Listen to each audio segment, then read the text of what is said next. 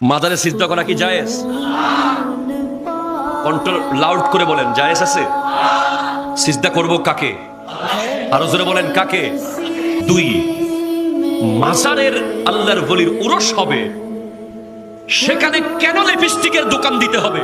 আশ্চর্য হয়ে গেছে।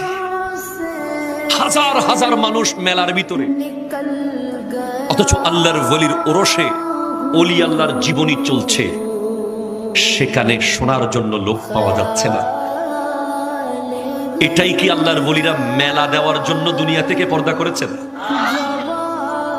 এগুলো বলতে হবে আপনাকে।